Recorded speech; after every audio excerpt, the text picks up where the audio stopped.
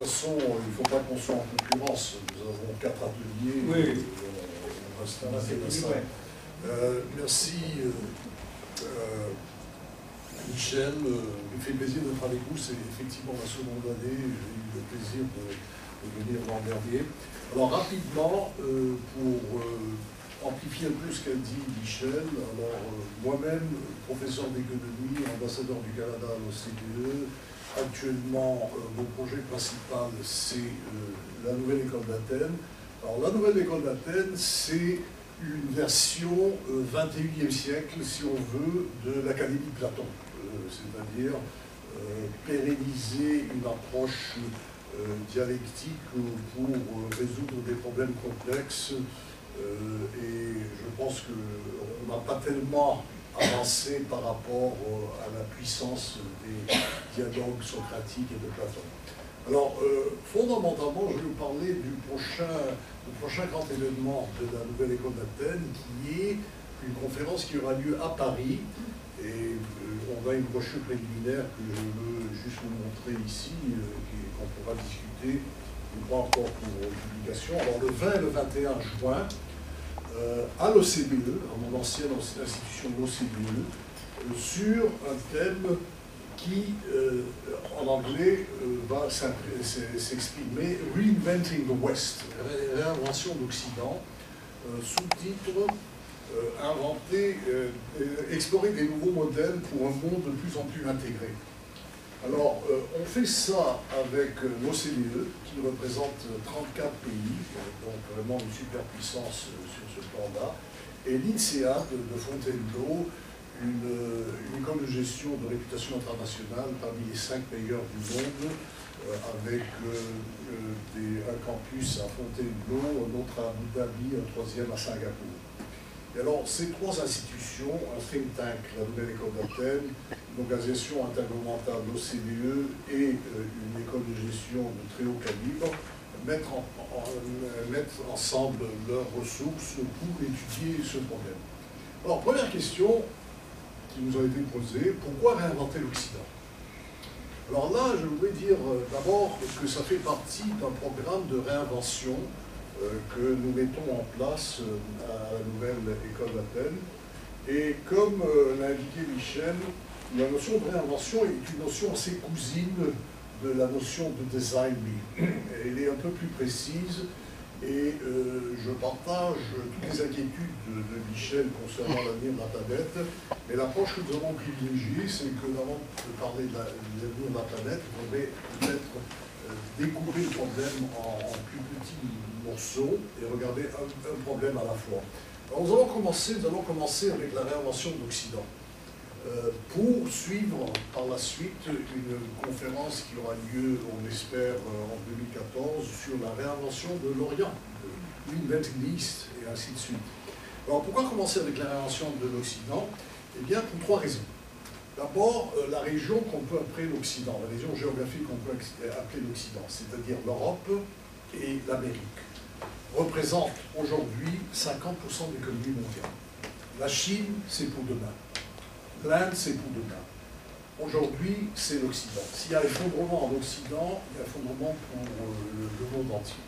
Et si on élargit l'Occident à considérer les pays de l'OCDE qui ne sont pas en Europe et en Amérique, c'est-à-dire le Japon, Australie, tout ça, on arrive à 60% de l'économie mondiale.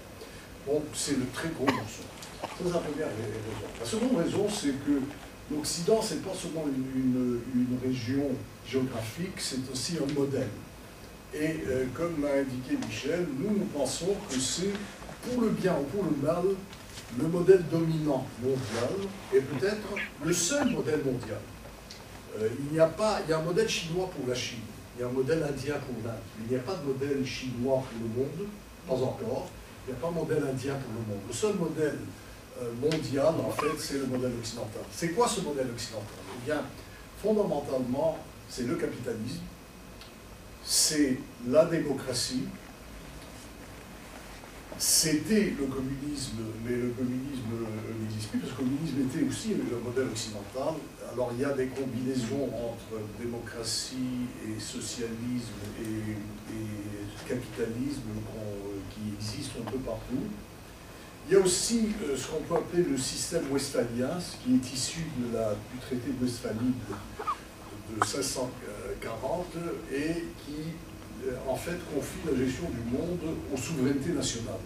Alors, c'était d'abord un traité européen, aujourd'hui c'est un peu la constitution du monde, donc les 195 pays, 194 pays membres des Nations Unies qui gèrent ensemble le monde, qui se reconnaissent mutuellement. Et puis il y a aussi une idéologie de croissance. Il faut toujours croître, il faut vendre plus de voitures, il faut vendre plus de pétrole. Et ce modèle est aujourd'hui mondial. Alors, nous avons un modèle mondial. Nous avons une région qui représente 50 à 60% de l'économie mondiale. Et la troisième raison, c'est que ce modèle est malade. Ce modèle est malade, il est en crise. Et pourtant, tout le monde est en train de l'imiter. On est en train de l'imiter. Qu'on soit chinois, qu'on soit brésilien, qu'on soit indien, il y a des adaptations, mais c'est pratiquement le même modèle. On va dire, on va quand même regarder ce modèle de façon critique pour voir comment on peut le réinventer. Alors, le tout, c'est non pas de critiquer, mais de réinventer. Et la doctrine un peu de la nouvelle école d'Athènes, c'est d'être un think tank et do tank. Et on l'appelait d'ailleurs nouvelle école d'Athènes parce qu'on se base sur la fresque de Raphaël, qui existe au Vatican, comme vous connaissez l'existence, vous l'avez peut-être vu, qui rassemble une trentaine de philosophes grecs qui, en fait, ne se sont jamais rencontrés, parce qu'ils vivaient sur plusieurs siècles différents. Et au centre de la fresque, il y a Platon et Aristote. Il y a Platon qui fait ça, think tank, et il y a Aristote qui fait ça, do tank. Alors on a dit, la nouvelle école d'Athènes, ça va être quelque chose qui va combiner les deux. C'est pour ça que j'ai pensé qu'il fallait impliquer les grands décideurs de ce monde, mon ancienne institution, l'OCDE, l'INSEAD, et les participants. On va être limité à 300 participants, mais les participants vont être des hommes d'affaires, de la société civile, des universitaires, des gens du gouvernement. Alors voilà ce que nous prévoyons. Alors, ce que je proposerais qu'on fasse pour ceux qui partagent l'atelier avec moi aujourd'hui, c'est de regarder un aspect seulement de la problématique, parce qu'il ne faut pas essayer de tout voir, et de tester un peu la méthode socratique de dialogue d'idées autour de cet aspect de la problématique, pour voir si on peut décomplexifier la problématique et arriver à faire avancer le débat. Parce que toute l'idée, c'est de faire avancer le débat. Il y a des centaines de conférences qui se font tout le temps sur des sujets presque identiques. Et on passe d'une conférence à l'autre sans vraiment avancer le débat. Bon, regardez, par exemple, Davos. Davos, ça fait 40 ans que ça existe. C'est vraiment le lieu où tous les grands de cette terre se rencontrent. Mais c'est un forum, c'est un lieu de discussion. Il ne conclut pas. Et c'est devenu aujourd'hui surtout un réseau de personnes qui se rencontrent pour faire des affaires, pour discuter. Ça coûte 40 000 $ pour juste s'inscrire. Et c'est donc... mais fondamentalement, il n'y a rien de mal à ça, mais fondamentalement, c'est un forum qui ne conclut pas. Nous, ce qu'on essaie de faire, c'est arriver à des conclusions et avoir une accumulation de connaissances qui fait qu'une conférence informe la seconde, informe la troisième, et c'est pour ça que c'est un processus, c'est le processus de l'invention dont la première conférence n'est que le premier événement. Merci.